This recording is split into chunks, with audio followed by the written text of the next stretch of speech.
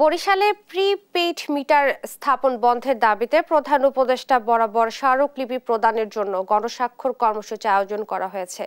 এ নিয়ে আরও জানাচ্ছেন সহকর্মী শাকিল মাহমুদ। আমার পিছনে যে মিটারটি দেখতে পাচ্ছেন এটি একটি প্রিপেড মিটার। গত কয়েকদিন আগে এই মিটারটি লাগানো হয়েছে বরিশালের অশ্বিনী কুমার হলে।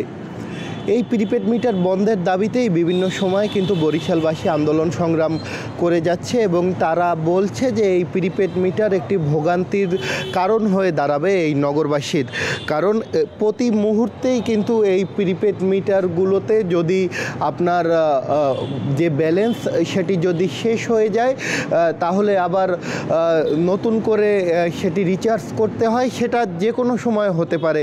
এর ফলে কিন্তু একটা বড় ভোগান্তির শিকার হতে পারে নগরবাসীর এবং এই কারণে কিন্তু বরিশাল নগরবাসী বিভিন্ন সময় আন্দোলন সংগ্রাম চালাচ্ছে যাতে এই প্রিপেড মিটার যেন কোনো জায়গায় যেন স্থাপন করা না হয়। এবং এই প্রিপেড মিটার বন্ধের দাবিতে কিন্তু আজ বরিশালে যে প্রধান উপদেষ্টা বরাবর স্মারকলিপির দেওয়ার জন্য যে স্বাক্ষর, সেই স্বাক্ষর কর্মসূচি গণস্বাক্ষর কর্মসূচি কিন্তু আহ্বান করা হয়েছে। আমরা একটু কথা বলতে চাই এই গণস্বাক্ষর কর্মসূচির যিনি আহ্বান করেছে দেওয়ান নীলু, তার সাথে কি কারণে আসলে আপনারা এই প্রিপেড মিটার বন্ধ চাচ্ছেন বরিশাল নগরী জুড়ে? আমরা দেখছি যে 2010 সাল থেকে প্রিপেড মিটারটা বিগত সরকার আমদানি করছে এবং তখন প্রতিমন্ত্রী হিসেবে ছিল নসরুল হামিদ বিপুল। এই প্রিপেড মিটার একটা ভোগান্তির মিটার এবং হয়রানির মিটার।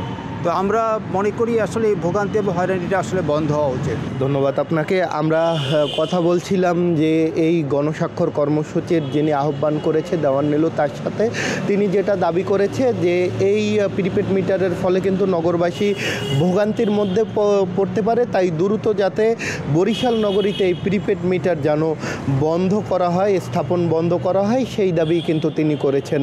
তবে যারা বিদ্যুৎ সংশ্লিষ্ট কর্তৃপক্ষ আছে তারা যেটা জানিয়েছে যে কোনো ধরনের ভোগান্তি হবে না, সেই দাবি কিন্তু তারা করছে। তো বরিশাল থেকে এতটুকুই ছিল আমার কাছে থাকা সবশেষ।